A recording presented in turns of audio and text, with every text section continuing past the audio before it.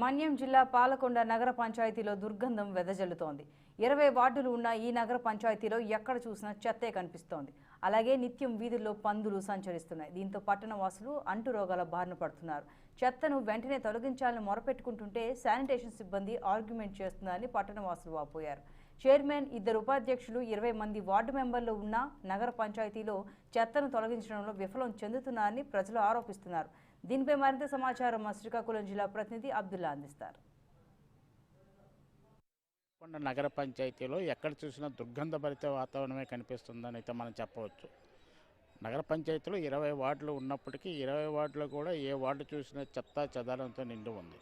అయితే ఇక్కడ జనాభాకు తగ్గట్టుగా స్వీపర్స్ క్లీన్ చేసే వర్కర్లు లేకపోవడంతో ఈ సమస్య అయితే ఏర్పడుతుంది.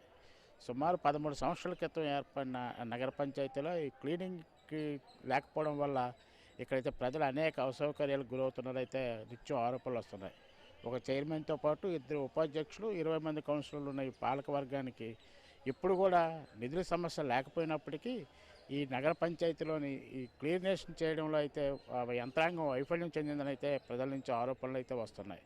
నిత్యం ఈ ప్రజలు అనేక అంటువ్యాధులకు గురవుతూ నిత్యం ఆరోగ్య సమస్యతో బాధపడుతున్నట్లు మనకు అనేక మంది తెలియజేసిన సందర్భాలు అయితే ఉన్నాయి. అయితే క్లీనింగ్ నేపథ్యంలో ఈ పాలకవర్గం ప్రతి నెల సమావేశాలు ఏర్పాటు చేసి 99,000 రూపాయలు, ₹1,00,000 వరకు మెయింటెనెన్స్ ఛార్జెస్ కింద మున్సిపాలిటీ నుంచి నిధులు వెచ్చిస్తున్నా ఆ చెత్తను తొలగించే యంత్రాలకు ఇప్పుడు కూడా రిపేర్లు చేసిన సందర్భాలు అయితే కనిపించట్లేదని అయితే ఇక్కడ ప్రజలైతే ఆరోపణలు చేస్తున్నారు.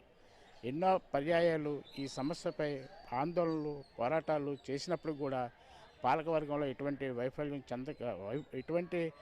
పాలకవర్గంలో ఎటువంటి పునరావర్తన చెందకపోవడం అనేది పలు ఆరోపణలు దారితీస్తుంది. ఇదే అంశాన్ని ఎవరైనా సిబ్బంది దృష్టికి తీసుకెళ్ళైతే వీళ్ళపై కంప్లైంట్ ఇచ్చిన వారిపై ప్రతి చర్యలు తీసుకుంటే స్థానికంగా ఉన్న సచివాలయ సిబ్బంది వీళ్ళ మీద మీ రేషన్ కట్ చేస్తాం, మీ పెన్షన్ కట్ చేస్తాం, లేని పని కంప్లైంట్లు చేసినట్లయితే బెదిరింపులు కూడా చేస్తున్నట్లయితే మనకు ఆరోపణలు వినిపిస్తున్నాయి.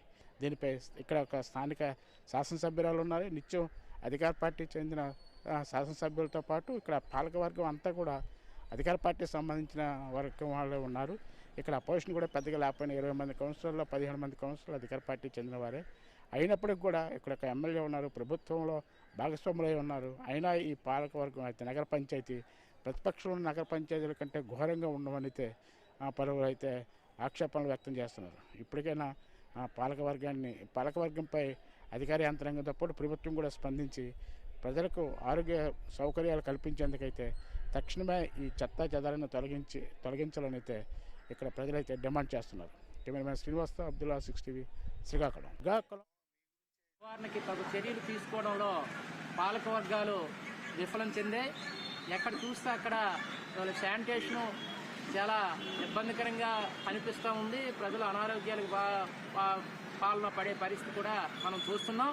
ఇవాళ sanitation, publicity, Swachh Bharat, clean Andhra Pradesh, clean Palakonda అని చెప్పేసి ప్రచార ఆర్పాటాలు చేస్తున్నారు తప్ప శాశ్వత పరిష్కారం వైపు ఆలోచించే పరిస్థితి కనిపించడం లేదు.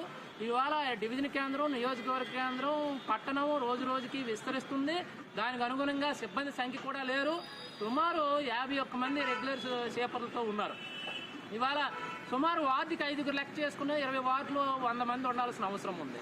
అయినా ఇవాళ 50 మందితో ఇవాళ శానిటేషన్ చేయడం అనేది సాధ్యం కాని పని. దీంట్లో సిబ్బంది సంఖ్యను పెంచాల్సిన అవసరం ఉంది. పనిముట్లు నాణ్యమైనవి ఇవ్వాల్సిన అవసరం ఉంది.